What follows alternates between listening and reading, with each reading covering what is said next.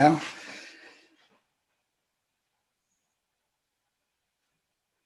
And we're live. Go ahead, take it away, Timur. All right, so hello, welcome everyone. Welcome to the monthly audio programmer virtual meetup. And thank you so much for tuning in. And I'm really delighted to be here. It's the first edition of the new year, actually. Yeah, it's January 2021, yay. So we have a bit of a lighter and shorter edition of the meetup tonight. We thought that was a good thing to do because, you know, people might still be coming out of the whole Christmas, New Year's kind of holiday period and just like recovering from 2020. That being said, we do have some really cool stuff for you tonight, and we also do have some really awesome guests. My name is Timo Dumler. I'm your host tonight, together with Josh Hodge, who is also here. Hello, Josh. How are you doing tonight? I'm great, and Happy New Year to everybody. Thank you to everybody who is joining us today. Right. Go on. And we do have two wonderful guests, Gregory and Oliver. Hello, Greg and Ollie. How are you doing? Good, thanks. Hello, everyone. It's great to have you here tonight with us. And yeah, Happy New Year to everyone. Josh, do you have any kind of announcements, news, stuff like that to share with us? Yeah, the main thing is, once again, just thanking our sponsors for helping to make this meetup possible. So thank you to the people at Juice, Sonix, and Focusrite for sponsoring the Audio Programmer Meetup and for allowing us to make this possible. And as always, for people who want to continue the conversation and link up and learn new things about audio programming, be sure to join us on our Discord server. You can join on theaudioprogrammer.com/community.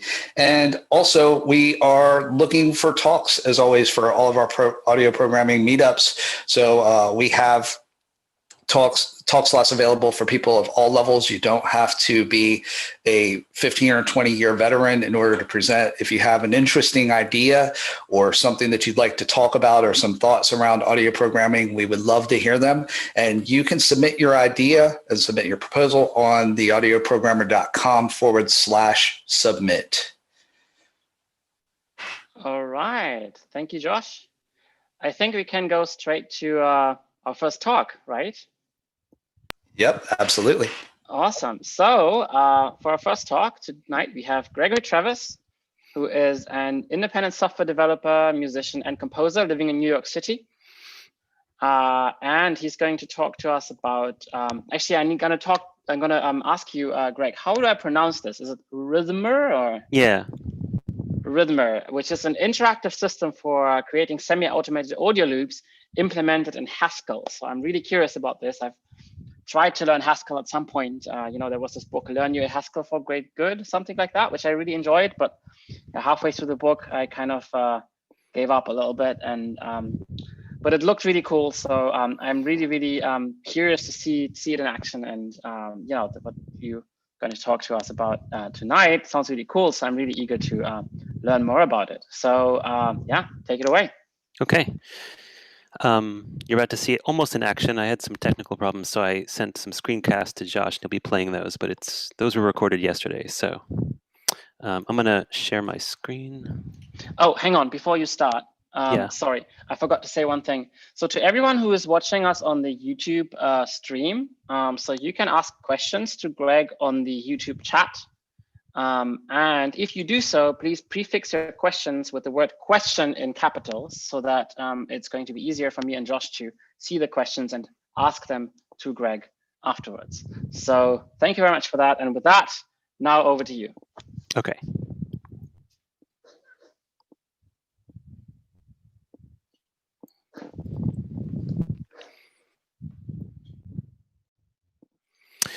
Hi, I'm Greg Travis, and I'm going to demonstrate my semi-automated music mashup tool, Rhythmer.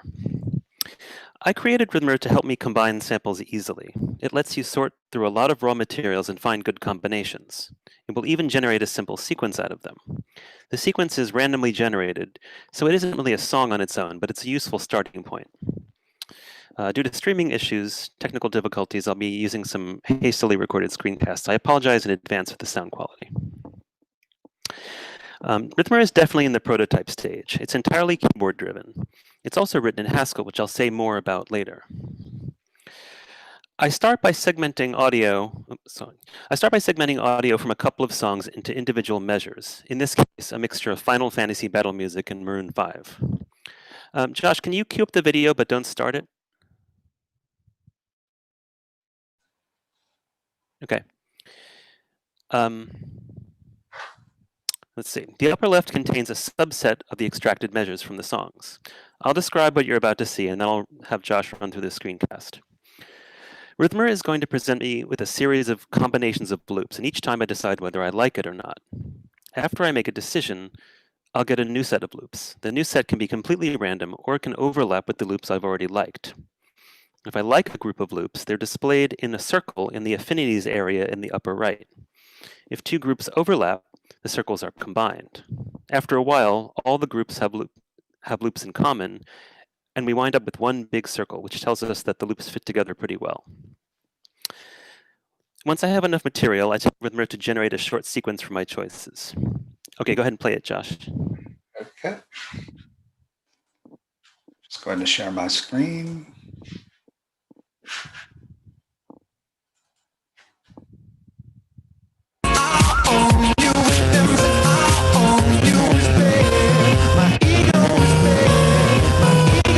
I think we're not actually seeing the screen. I'm sorry? I think we're not actually seeing the screen, Josh. Should I stop my share? They should be seeing my screen. Yeah, stop your share for a moment. Yeah, go ahead. Oh, sorry. Maybe it's just my Zoom. I apologize. Yeah, that's all right. All right, let's try again.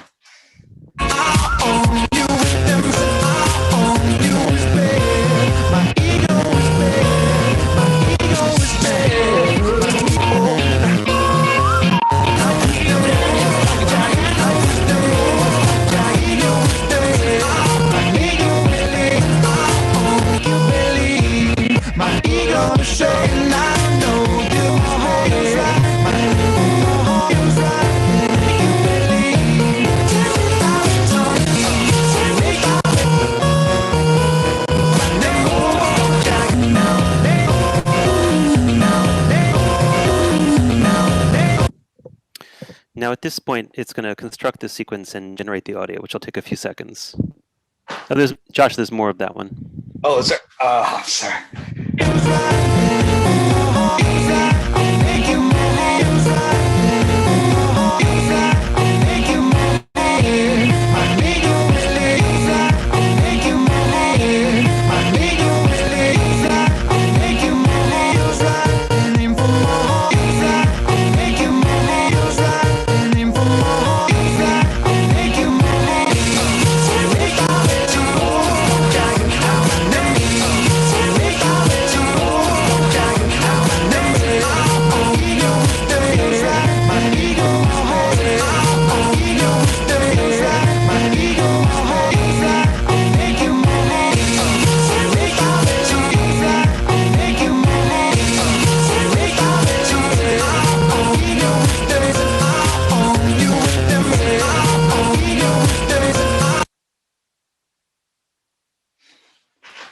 Great.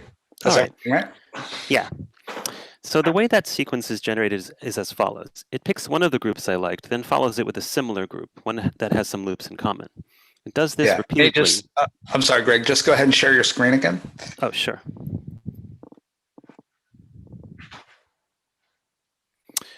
All right.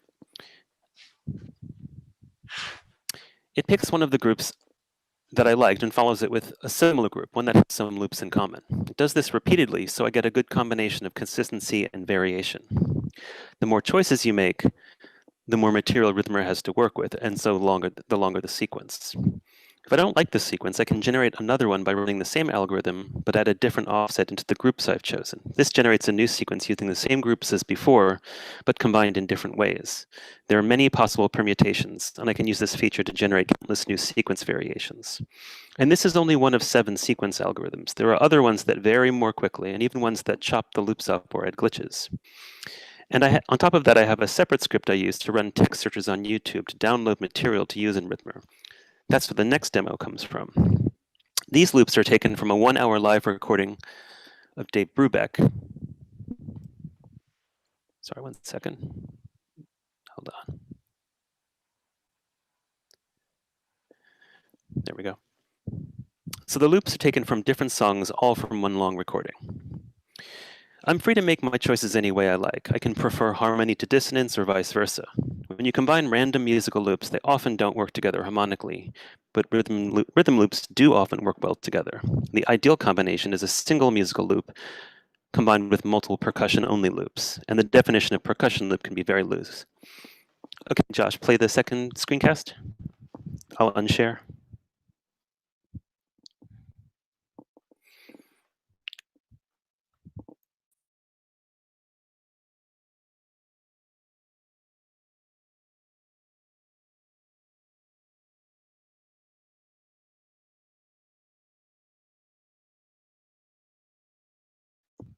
There should be audio right now.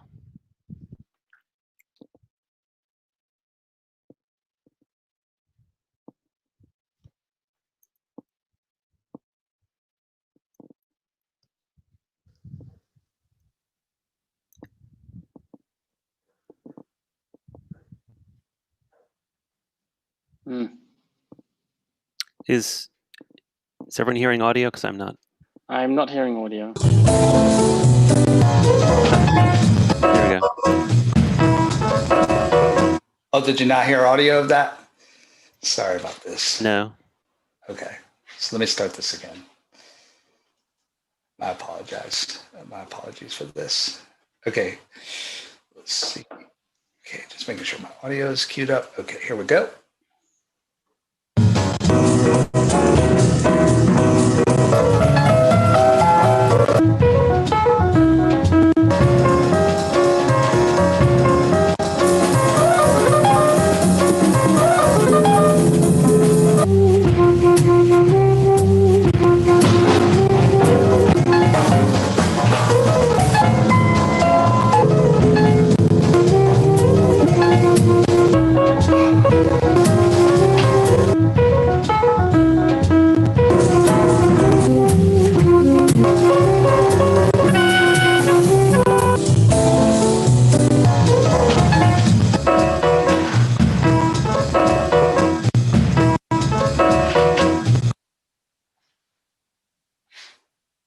All right, so that first part was, you know, sort of the chaos of making the choices. Right now it's generating the sequence, which we'll play in a second.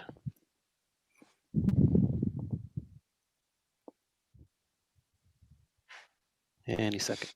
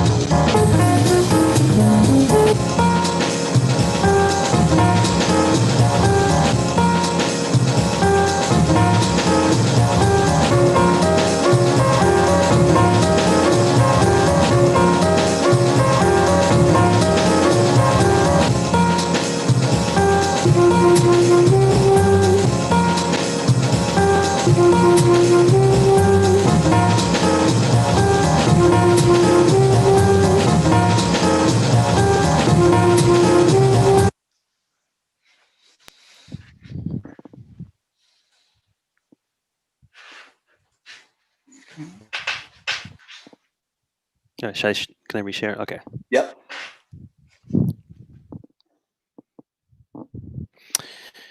So that sequence was generated using a slightly different algorithm. It doesn't just use the groups I chose directly, but also takes subsets of them and combines groups that are similar.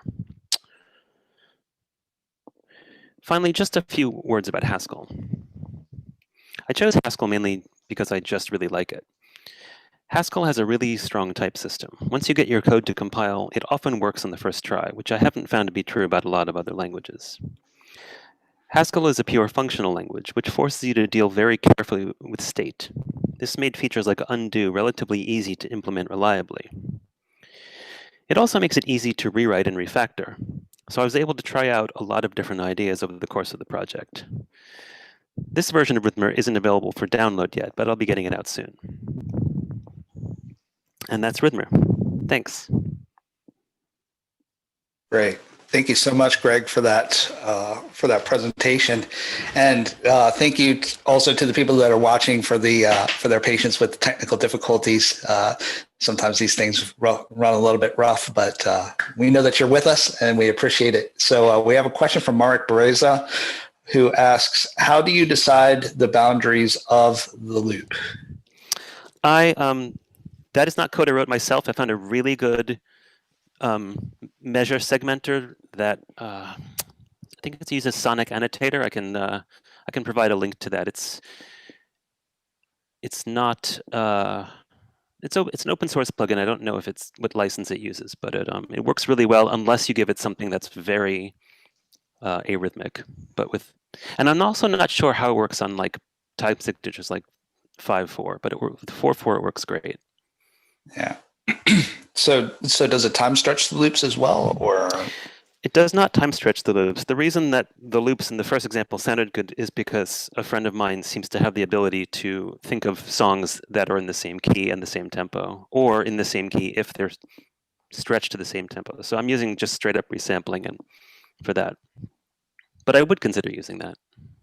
Okay. Marcus Fittner asks, what UI framework are you using? This is a Haskell library called Gloss, which is why there are no buttons and no menus and stuff. It's actually pretty hard to do that kind of stuff in Haskell, which is why I'm started working on Haskell bindings for Juice. Okay. And Mark Santalucito asks, how are the rules to combining loops work? Is there a constraint solver? No, I mean, it's a simple graph algorithm. It finds connected components. So like in a graph, any connected component, well, actually, so it starts with the groups you've liked, and that forms a graph over the space of all possible subsets of the graph. And then it finds paths through that space, which means a sequence of groups where each group overlaps with the next one. And then it walks through that graph and finds the longest possible sequence of groups that have those overlaps. But you could barely call it a constraint solver. It's really just graph stuff. Okay. And Geraint Loof asks, so you're doing some type of clustering in the second algorithm. Does that affect with what groups it presents as candidates? What proportion of the whole group space does it end up able to guess? So in both cases, so there's two parts. There's the part where it chooses what to present you, and then there's what it does with those choices. When it chooses what to present you, there are several keys you can use. You can tell it to pick a random set, and those are like unlikely to or less likely to sound good with what you already have. You can choose to have a combination of some of the loops you've chosen and some random ones. You can choose to change just one of the loops or just a couple of the loops. So you have some manual control over how much each group is similar to what you've already chosen.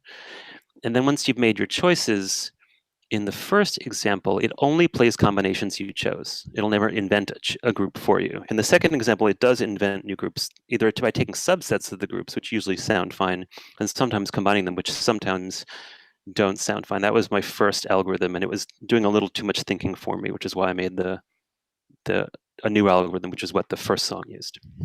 Very nice. And George G, I'm not going to attempt to pronounce the last name, asks, how have you experimented with the counterpoint rules for composition? Haskell seems to be fit for that purpose.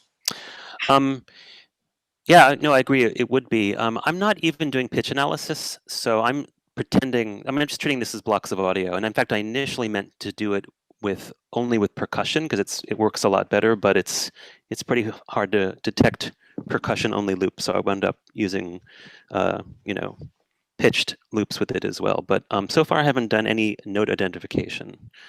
That would definitely be very interesting. Great. Looks like that's all the questions that we have. Thank you very much, Greg, for your presentation. Very interesting. You're welcome. Great. Who do we have next, Teamer? Yeah, thank you, Greg. Thank you, Josh. That was really interesting. We next have Ollie Larkin. Ollie Larkin is an independent audio software developer and music technologist. And Ollie has been active in the audio plugin industry for over 15 years now. He has done talks at ADC, which is where our paths have crossed in the past. So we've met before. I think you've also done a talk at the Web Audio Conference at some point.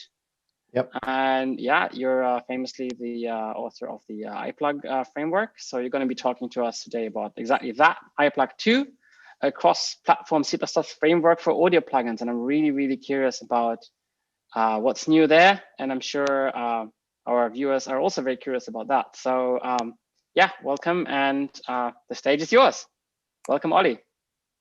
Hello. Let me just share my screen, see if that's working.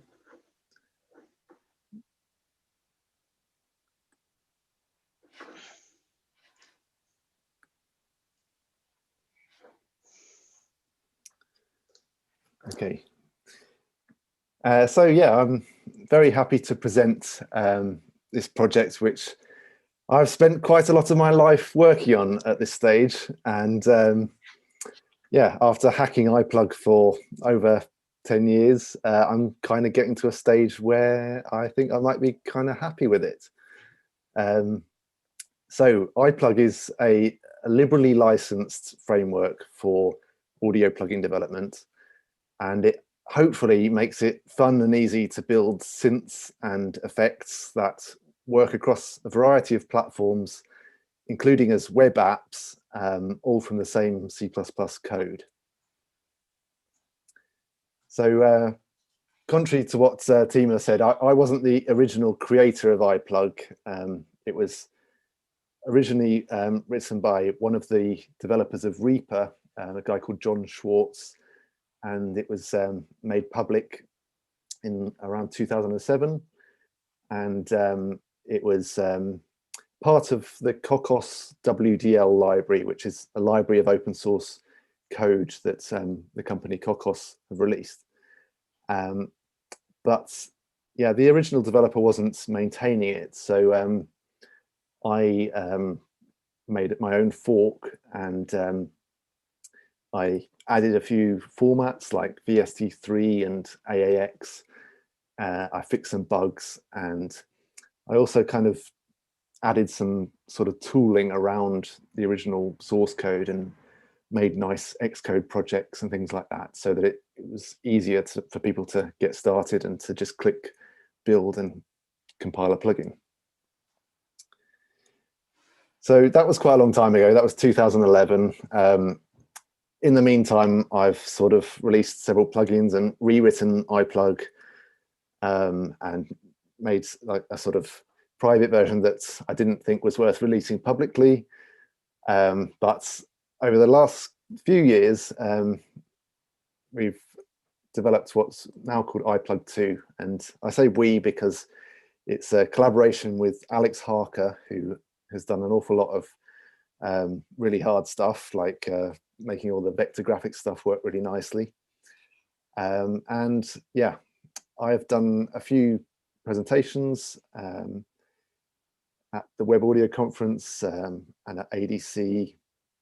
And yeah, if you're interested in some of the more low-level details, for instance, about the web integration, you might like to check out, for instance, the ADC talk, which goes into more detail about how that works.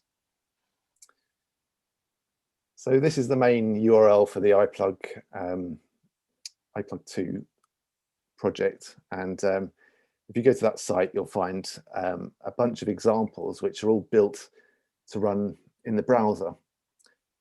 Using this mscripting toolchain, we're able to spit out web pages pretty much as easily as you could build a VST or an audio unit.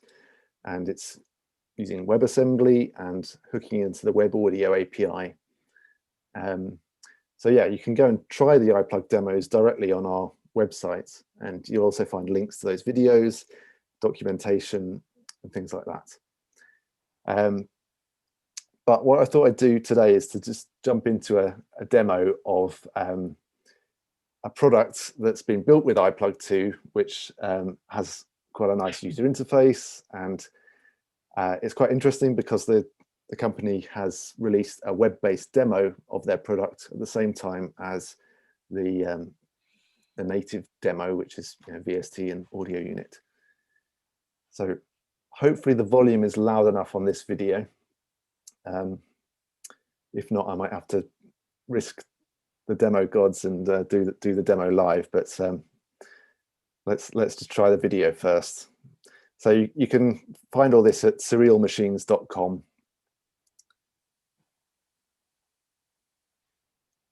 So if you visit surrealmachines.com, you can see a plugin that's been built using iPlug 2, and as well as a downloadable VST and audio unit demo. There is also an online demo which has been built using exactly the same code as the desktop native version, and you can run a few demo sound files through the plugin and tweak the parameters and listen to the sound in real time, try it out in the browser. So you won't actually hear the audio properly here because of my audio setup, but you can see the meters moving.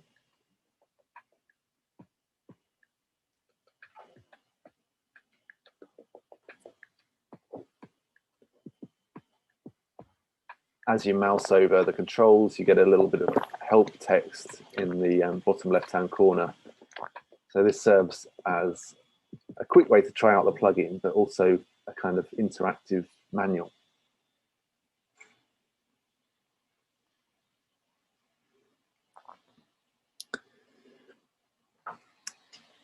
Okay, so hopefully that shows you the quality of what you can produce with iPlug 2, which is a big improvement over iPlug 1, which had a very limited GUI, amongst other things.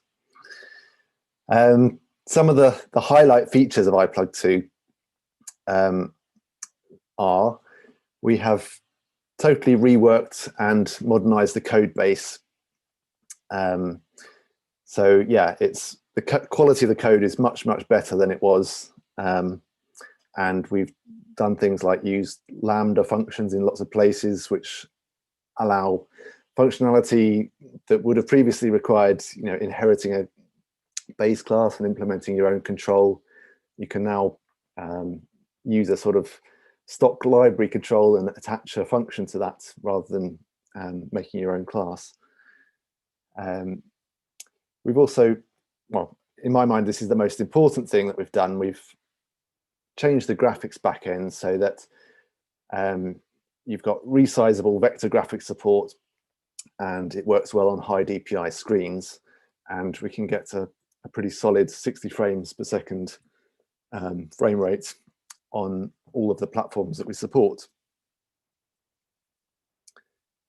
Another major aspect is this ability to target the web. So that there's just a shell script that you call inside an iPlug project folder. And as long as you've got mscripting installed correctly, it will compile the same C++ code to directly to a web page with a sort of template HTML file that gets populated with the right WebAssembly. There's 2 bits, one for the GUI, one for the audio DSP, but it's pretty seamless and straightforward just to call that script and build a web version. And yeah, we also support iOS and the AUV3 format there. And this has involved adding multi-touch support to the GUI library and stuff like that. We've massively improved the way that you deal with concurrency in iPlug 2, which was always a bit of a problem with iPlug 1, but in iPlug 2 we're using lock-free queues, and we have a a messaging system that you can use to communicate between the user interface and the DSP part, which is quite important, especially on the web, because you've got, due to the way that the web audio stuff works, you have a quite isolated DSP part, which is not able to directly communicate with the GUI. So you have to shuttle things to and fro using a messaging system. We have split up the graphics abstraction and the plugin abstraction. And what this means is that you can use a sort of IPlug base layer just to target all these different plugin formats, but you can stick whatever GUI framework you like on top of that if you don't want to use the built-in iGraphics library. And we've got examples of this using Swift and UIKit. You could also use Swift UI with that if you wanted. We have another example using a web view, so doing the entire GUI using a platform web view with HTML and CSS and JavaScript. And again, there's this messaging system that lets you talk to the DSP part. Inside the iGraphics library, we've got a completely refreshed library of widgets. And these are set up so they work with, well, there's different classes, some which work with SVGs, some which work with bitmaps, and some which are sort of a vector-based control that you can customize with a style. We've also added a lot of documentation, which wasn't there in the original version, lots of examples, and lots of stuff, lots of kind of cool extras. So support for some domain-specific languages. Originally, this was Faust, which I've used quite a bit over the years, and I quite like for all sorts of reasons. And we've integrated the Faust JIT compiler with IPlug, so you can build an IPlug project and edit the DSP in your Faust code, and it JIT compiles. And then when you recompile with a certain preprocessor macro set, it will just use the C++ code that the Faust compiler generates. So that's quite a nice way of integrating Faust into a plugin project. But in the last week, I've also added an example that shows you how to use the C++ code generated by the Soul compiler in an iPlug project. And I'm going to demo a project using that in a minute. There's also a few other things like DSP functionality, like an oscillator class and an oversampler class. And those are mainly to facilitate the examples and make those easier. But they're also quite handy if you just want to stick an oscillator in quickly and that kind of thing.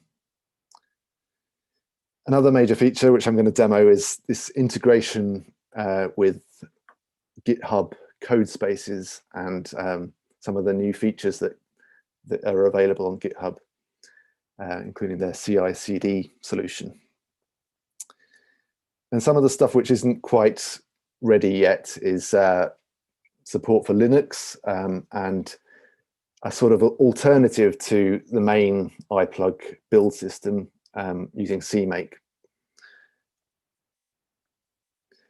So now I wanted to demo the integration with this GitHub code spaces system.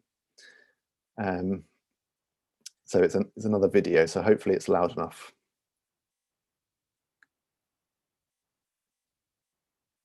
So this is some new tooling that I've been working on very recently for iPlug 2. And it integrates quite tightly with some of the cutting edge features available on GitHub, including their CI/CD solution called GitHub Actions, and a new thing called GitHub Code Spaces, which is a way of basically running something a bit like Visual Studio Code directly inside the browser and having a sort of a Linux container or a machine basically where you can do your coding entirely in the cloud. And it also integrates with GitHub Pages. So there's a whole sort of pipeline set up with this repository that will publish a web audio module version of an audio plugin to the GitHub Pages site associated with the repo. So last night I set myself a bit of a challenge, and that was to see whether I could do or develop an audio plugin entirely in the browser without using Xcode or Visual Studio. And in order to do this, I thought I might try and mix some DSP done using Soul in an IPlug to WAM project. So what I did is I clicked on this use this template button, which created a new repository in my under my username at GitHub, which I called PDSynth. And once you've done that, you can click on this green button and click Open with Code Spaces. And this is a beta function on GitHub, so it's probably not there unless you're signed up to this beta. But once you click that, it opens up this Visual Studio Code in your browser. And yeah, I've developed some DSP using Soul, using the online compiler Soul. So I've tweaked it here, and I can play it in the browser here. Once I was happy with it, I copied and pasted that into a file in here. And inside this code spaces container, I have the Soul binary. For some reason it's a bit slow the first time you type it, but anyway, I've been able to use that to convert this DSP done in Soul into some C++ code, which I've then integrated into my IPlug 2 project. And I can run the default build task using a shortcut.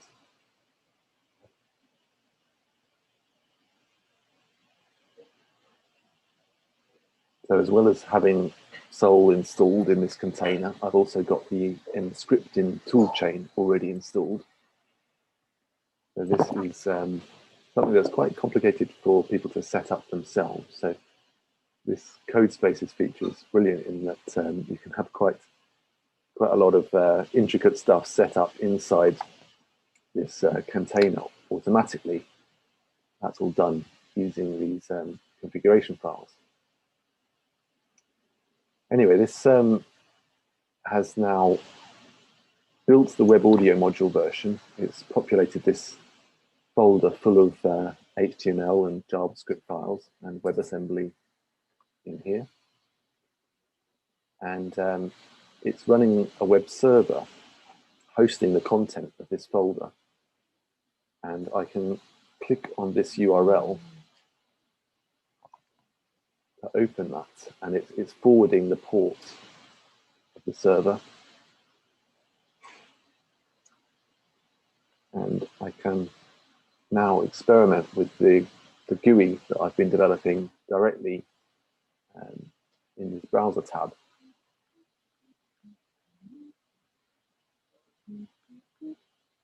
So I'm sorry if there's any designers watching looking at this GUI, which is utterly horrific, but I did it very quickly last night, so hopefully you can forgive me.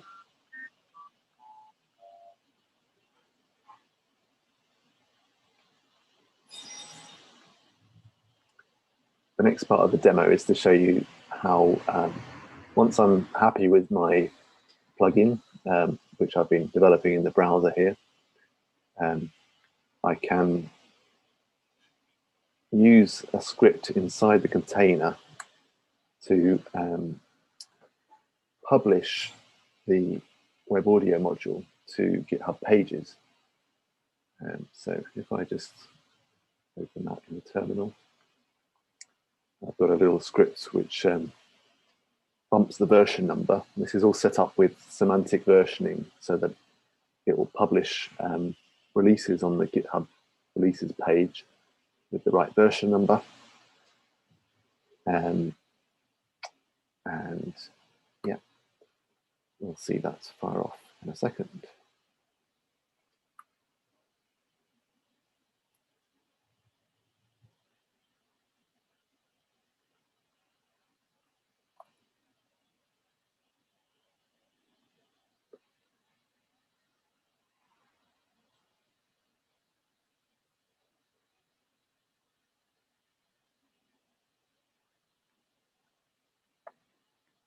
So now if I visit the GitHub repository, you can see that the CI/CD scripts have started running.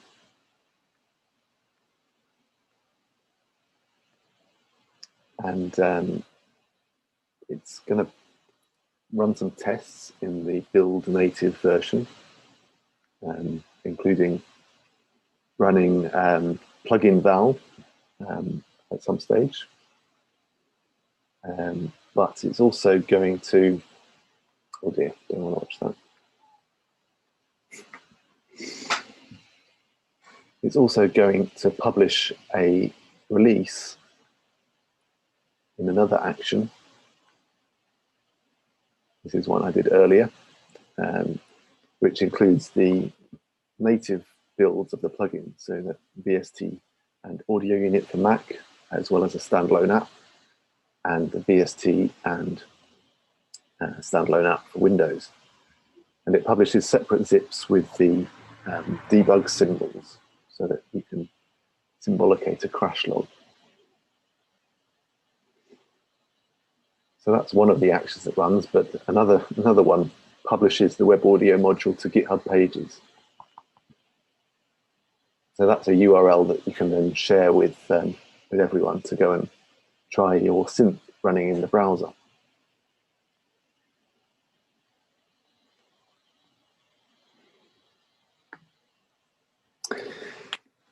Okay, so I'm going to quickly spend a few minutes talking about some of these features that I listed. But yeah, I didn't want to go on too long today, so I'll refer you back to those other videos if you want more detail. So IPlug 2 projects are sort of defined in this particular folder setup. I'm not a CMake convert, and I like to have nicely configured Xcode and Visual Studio projects. And due to the kind of complexity of the IPlug projects, I think this is still the best option, even though we are adding CMake support.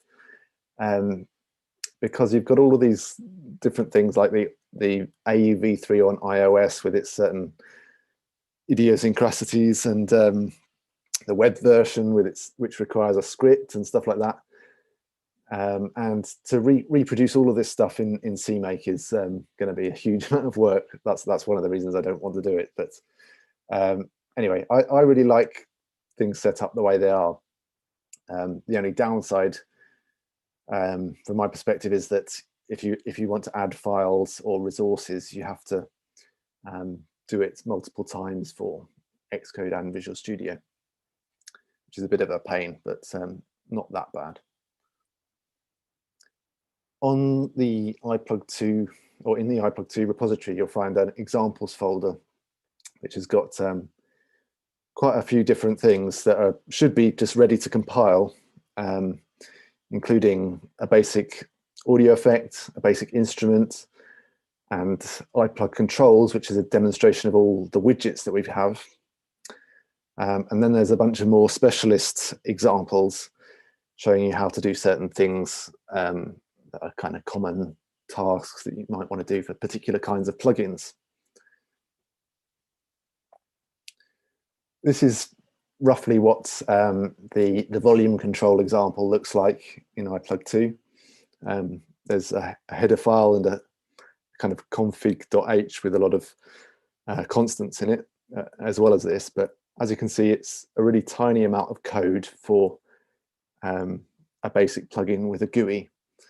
And yeah, I think a lot of people have found IPlug quite easy to get into when they're coming from, more of, well, maybe then they've only used like visual programming languages before, like Max or something like that. Because there's not so much code to look at, it's kind of quite easy to figure out what does what and to tweak things and comment them. And yeah, on the flip side, there's a certain limitation in what you can do. It's a single window GUI. We don't do multiple windows like you do in Juice, and we don't have the observer pattern for the widgets. So there's it's not as scalable as Juice, and it's really kind of targeted at doing single window plugin UIs without that many controls. So one of the major things about IPlug 2 is this vector graphics support, and we've got 3 remaining graphics backends as options. We did have many more, but I was very happy because I got to press the delete button and just take out loads of code by choosing to get rid of them. We at some stage we had Cairo, anti-grain geometry, and something else, as well as these ones, and it was just lots of code that was accumulating technical debt. So I was really happy just to remove that stuff from the code base, and now we have these options. The default graphics backend is using this library called NanoVG, which is a very nice library for doing kind of GPU based vector graphics. There's obviously an element of it that's on the CPU, but there's a lot of stuff, a lot of the work gets offloaded to the GPU, and it's really quite fast. The downside of it is that it's the quality is not always that great, and yeah, it's a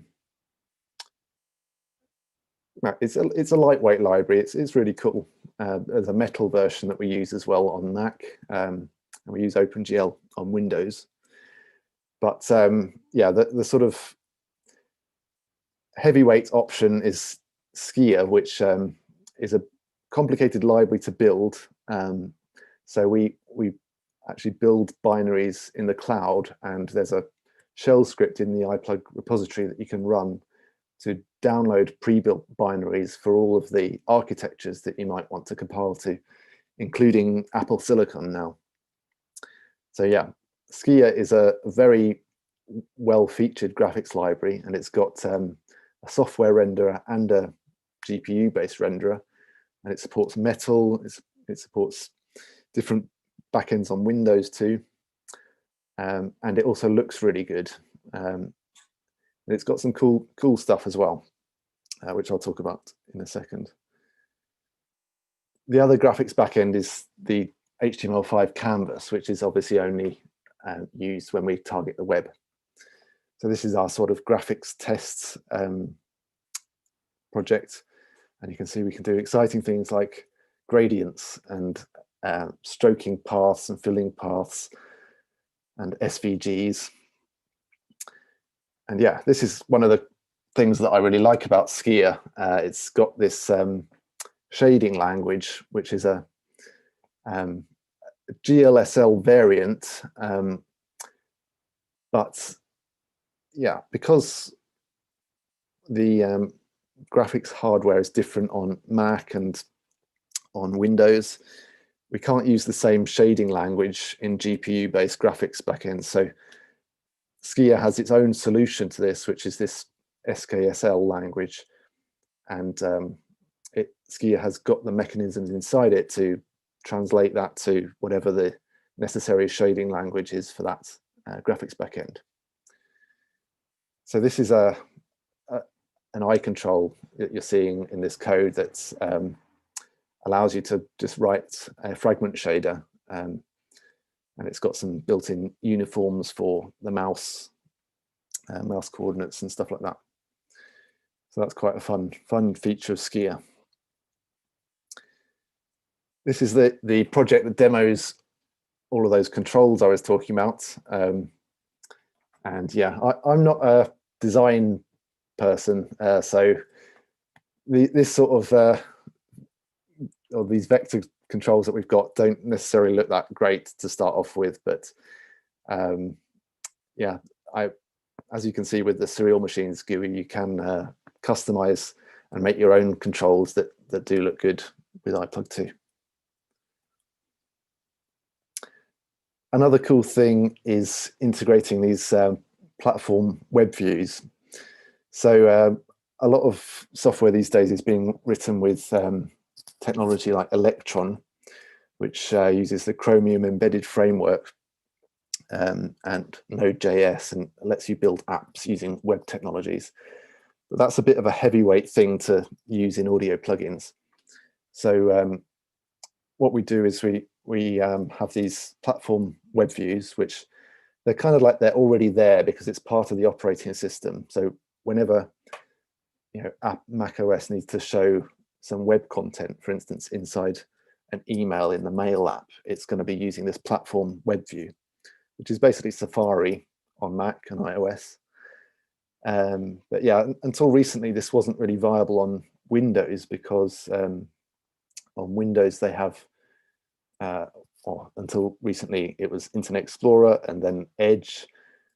But recently, the new version of Edge is using Chromium, and Microsoft are building lots of ways of using the built-in Chromium from other applications. So yeah, there's this new thing called iWebView, iCore WebView 2, which we have integrated in IPlug 2.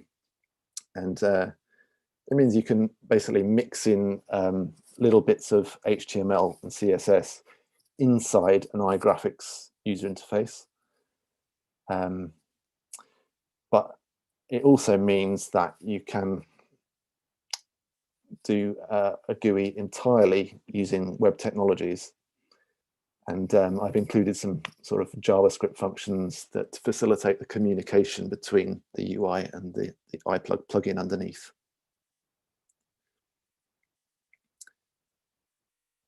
That's just a demo of the multi-touch support on iOS, and we've also integrated the gesture recognizers. So if you make a control, you can attach a particular kind of gesture to it quite easily. And yeah, an example of two different GUI technologies on top of an iPlug base layer. So one of those is using Swift, and this is another awful GUI, but using HTML and CSS on the right. So I just want to wrap up and say we have a sort of beginnings of an IPlug 2 community. I mean, there's about 300 people on the Slack channel. We have a forum, and there's already people releasing stuff with it. So there's a bunch of plugins here that have been made with IPlug 2. And it's quite nice to see some people being really creative with it. And yeah, some really nice user interfaces there, I think. So the main website is iplug2.github.io. We've got a discourse forum and a Slack channel.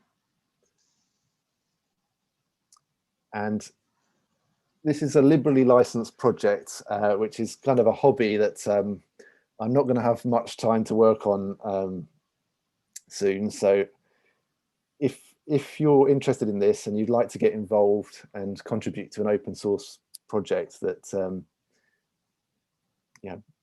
benefits the community, then these are a few of the things that we'd like to get some help with. So if there are any Linux experts out there, we're nearly there with Linux support, but because I don't really use Linux on a day-to-day basis, I'm not totally confident that it's there yet. So we need to do a bit more work on that. I really want to support accessibility well. And unfortunately, I don't have time myself to look at that at the moment. So I think that would be a great project for someone to contribute to if they'd like to. And yeah, if there's any web experts out there who would like to help improve the tooling in terms of integrating the web audio modules with other sites, I'm thinking about stuff like publishing it to NPM and stuff like that. Yeah, if there's anyone else who'd like to come in and help us with those kind of things, that would be fantastic. So please come and join the Slack and join the forum and send me a message if you'd like to do that. So that's the end. And I have a Patreon page if you'd like to support this work, since it's entirely funded by donations. And I'd like to thank all the people who have donated over the last year and a bit, which has helped me be able to work on this. So that's it. And if anyone's got any questions. Yeah, thank you very much, Ollie, for that presentation. It's so awesome to see a whole different paradigm than what people may be used to seeing with Juice. People in the chat have been asking for the links, and links are actually down in the description. Also, links to Greg Travis's information as well are down in the description below. So we do have a couple questions, and for other people who may be having questions, please feel free to ask. So the first question is coming from Luis, and he says, how are the performances of the path drawing and filling of the spectrum analyzer over the Juice framework, please, especially for a large drawing area? So I think he's asking just in terms of like the actual drawing, for things like spectrum analyzers, how would that be handled versus what you may see in Juice? What would the differences between those be? Well, I don't think it's really possible to answer that, to be honest, because there's all sorts of ways that you could do that in Juice, and in iPlug too. You could render it off screen, and then too many variables really. You can't say one is faster than the other. But what I mean, Tom did an interesting talk recently about the future directions of Juice's graphics capabilities, and I've also talked about those things before. Web GPU is a really interesting one. So, to people who think, Juice is not particularly fast in terms or something like that, I'd tell them to watch that video and hang tight, because it's a sort of a moment when technology is changing quite a lot, and I think that it will get faster. And I mean, we have a pretty solid 60 frames per second on all platforms, and I think you could get a spectrum analyzer working at 60 frames per second without killing the CPU in iPlug 2. I haven't done that myself, but yeah, the performance with NanoVG especially is very fast. Skier with Metal is pretty fast, not as fast as NanoVG, but yeah, I don't think that would be a good reason to choose iPlug over Juice if that's what you're thinking. Yeah. Just on that note, very quickly, question I just thought of: do you think that the future of audio plugin development, audio app development, is going to continually be doing the front end in C++ as well? Or, we see these things like people trying to use JavaScript for front end development while using C++ for the back end, and you have some that you were demonstrating like that in iPlug 2. Where do you think that things are heading down a definite path, or is it going just to be spread out amongst a couple different types of workflows? What do you think about that? I think C++ is going to stay the main tool that people use, to be honest, because although this web technology front end stuff is exciting, and quite performant, it's also quite complicated,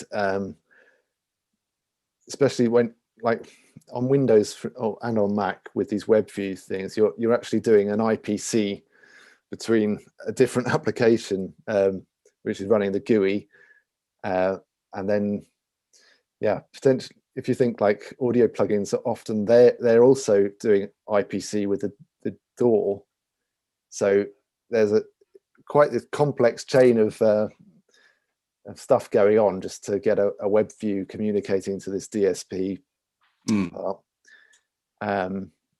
And yeah, I think that I'm not particularly a fan of the whole kind of move to doing everything in React. I think that's not a brilliant way of doing. I don't like the way it sort of feels. Or suddenly becomes like a huge. Your project suddenly becomes massive as soon as you start installing all these npm things. I'm not totally convinced by that yet, but I could still be converted to these technologies. But yeah, I think C++ will reign strong for GUIs for quite a while, to be honest. Okay, great. Sonic Bix asks, can any existing iPlug 2 project be turned into a WAM, even if you have a few custom controls? Yeah. The only situation where it might not work is if you're doing some SIMD processing. At the moment, WebAssembly doesn't. I don't think that the public version of WebAssembly supports SIMD, but that will come quite soon, I think. Also, if you're using libraries that are maybe not quite suited to work on the web, that might cause problems. But yeah, it's pretty amazing, this mscripting compiler, and yeah, lots of things just work. One thing I would say though is that it's when you're using mscripting, you're converting C++ code to WebAssembly, and you're converting, or you're potentially reproducing a lot of stuff that is happening or that is available already in the browser. And that's making your binary, your WebAssembly binary and your web page a bigger download.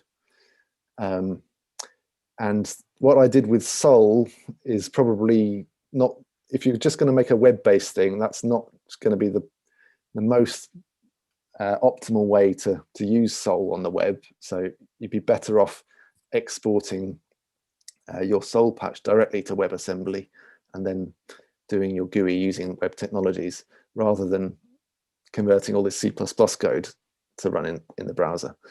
And then you'll end up with a website that's like 32 kilobytes rather than a megabyte. But if you want something that's going to run on all of these different things, including native audio plugins, this might be a good solution. Great, thank you. Atsushi asks, did you have to, and I think this might have been answered by you in the presentation and also by people in the chat, but he says, do you have to implement the UI backend per platform, or is it portable enough to skip that to everywhere where you could do platform independent UIs? I'm not quite sure I understand the question, but the web view works on iOS, macOS, and on Windows. Oh, not sure what happened there. I did that. Yeah. And the obviously the Swift only works on iOS and macOS. Yeah. So it sounds like the answer is no. Yeah. Yeah. I think that's right. I didn't quite understand the question. Yeah. So I guess because I think so many people take it for granted that when you do a Juice plugin, that the graphics rendering is just platform independent, no matter what when you compile your code, whether it's on Windows, whether it's on Mac, that it just works. And I think that well, in that sense, it's the same with iPlug's graphics library. It has the iGraphics GUIs will work on all the platforms. Okay. Yeah. Cool. Okay. And another question from Matsushi is there an easy way to find any open source plugins that are made with iPlug 2? Well, you could go to the iPlug forum. I think there's a few open source ones that have been posted there. Yeah, if anyone's listening who's making an iPlug 2 plugin, then tag your GitHub repo with iPlug 2, and that would be a great way for Atsushi to find those projects. Yeah, but you can just search for iPlug 2 on GitHub. Sometimes people fork the entire iPlug 2 repo and use that as where they build their plugin as well. So you could look at some of the iPlug 2 forks. Yeah. And one question, so you talked about this a little bit in terms of the kind of level of C++ that a person would need to be at to start developing on iPlug 2 in comparison to a framework like Juice. And I know this is a very abstract question, but some people are asking, what would like the level, could you make a comparison between the level of that you would need to be to develop something on iPlug 2 versus Juice? Do you think that you would need to be at a more advanced level to do something in Juice versus iPlug 2? I think that is true, but Juice also has lots of excellent tutorials, and I think there's a YouTube channel where someone does loads of tutorials about Juice. Yeah. Who could that be? Yeah. So, never heard about anything like that. On the flip side, there's lots more documentation for Juice, and lots of people who've been paid to make tutorials for it. So yeah, the C++ itself in iPlug for a plugin is a bit simpler in my opinion. Mm-hmm. But like I said, the Juice's approach is more scalable, so much so that you can build entire applications, not just plugins. So. Yeah, and I always say, when I started with Juice, I barely knew any C++. I barely know any C++ now, but I managed to hack my way through and figure it out. And I always feel like if I could do it, anybody else can do it as well with the right dedication. So let's see what else. So related to that, what challenges and improvements do you think that students would face? And if this were to be like a university, is something that a professor would say, I want to use iPlug 2 to introduce people to plugin building. Yeah. What do you think would be the biggest challenge of being able to do that? Would it be getting up and running, or what do you think would be one of the larger challenges? Well, let me think about the biggest challenge, but I think that the GitHub code spaces stuff that I just demoed,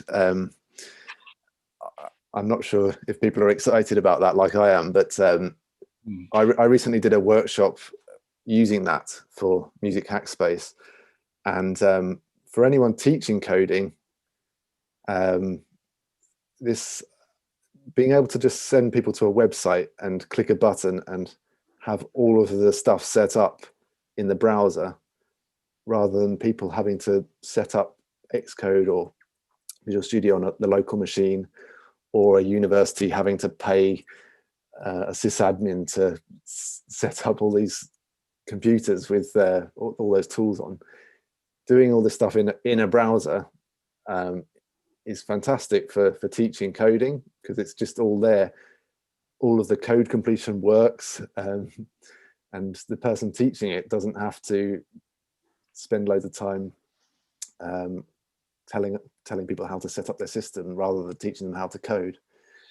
So I sort of haven't answered the question at all, but I've said why I think iPlug is quite good for teaching, perhaps.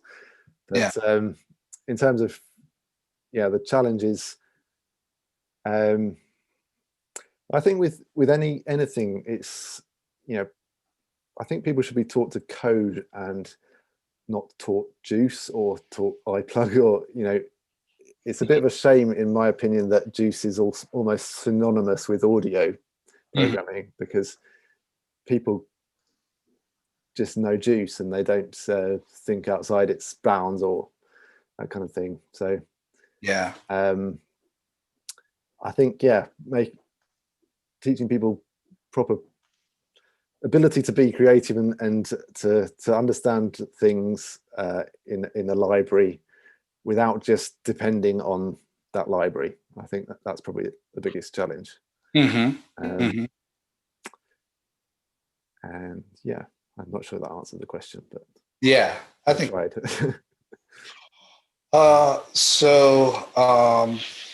We have a question that says, if I have successfully developed a iPlug 2 VST3, how do I turn it into a web version? So if you've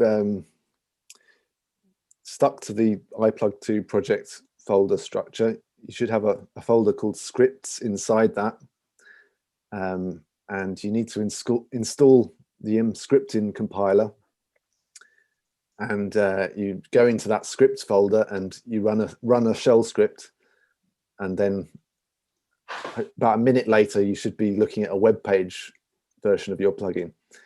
But if you've added extra files and things like that, you might have to make some modifications to the build scripts. But it's pretty simple, and even easier if you do what I just did using the GitHub template, because that's got all of the stuff set up so that it publishes it straight away. Great. Luis asks, do you know QPlug, which is a mix between iPlug 2 and UIlib to Elements? Yeah, I speak to the guy who's making that bit on the iPlug Slack channel. It's a very interesting modern C++ GUI library, which has been built on top of, or currently his plugin library is built on top of iPlug, but using his own GUI library. And he's doing all sorts of nice layout stuff using modern C++. And I'm quite interested to see what happens with that. Yeah. Great. Yeah, thanks. I think that's all of our questions. And once again, if you want to support this project, sounds like a fantastic project, you can actually go down to Oli's link in the description to his Patreon, and you can support him there. Great initiative, and looks like some very promising workflow. So if you're looking for something that's outside of Juice land and gives you some lets you venture into other lands, definitely check out iPlug too. Yeah, great. Yeah, thanks, Oli. That was really, really good. Really interesting overview. Really excited about the progress you've made. So yeah, good stuff. Good stuff. Really good stuff. Yeah, so I think we're about ready to wrap up. Anything else to add, Oli, before we get going? No, that's it for me. Okay, great. Once again, thanks to our sponsors of the Audio Programmer Meetup. We have Juice, Sonics, and Focusrite, who have been supporting us for nearly the past year, and thank you very much. We're coming up on our year anniversary very soon. Wow. Yeah, that's going to be exciting. Yeah, so we're going to need to have a 1 year Audio Programmer Meetup birthday bash or something like that. Yeah, but before we come to the anniversary, we also have one in February, because the anniversary is going to be in March. That's right. Yes, and we already have one person who is signed up to speak for the Audio Programmer Meetup in February, but we're still looking for another one. So if you're interested in speaking for our Audio Programmer Meetup, you can check out the link on theaudioprogrammer.com submit and submit your proposal. You don't have to be an expert like Oli or Greg to actually be able to present for us. But we encourage people who are just starting out as well to, if you built your first plugin, we'd love to see it. We'd love to hear how you built it and the ideas behind it. So we also have our audio programmer community, which is on theaudioprogrammer.com/community. And yeah, with that, I think it's time for us to sign off. Anything else to add, Teamer? Yeah, just a reminder that we are here every second Tuesday of the month. So that's actually quite easy to remember. Yeah. Because Tuesday is the second day of the week. And then it's the second Tuesday of the month, right? So it's like, yeah. Anyway, so, and the next one of those will be on the 9th of February, which is also a Tuesday. Yeah, so and luckily not. Luckily not. I was going to say, luckily not Valentine's Day. So, yeah. So 9th of February. Thank you very much, and yeah, we will sign off now. And all right, thank you very much to everyone for tuning in. Thank you to Oli and Greg for your wonderful talks, and see you all next month. Yeah. Thank you. See you next time. Bye.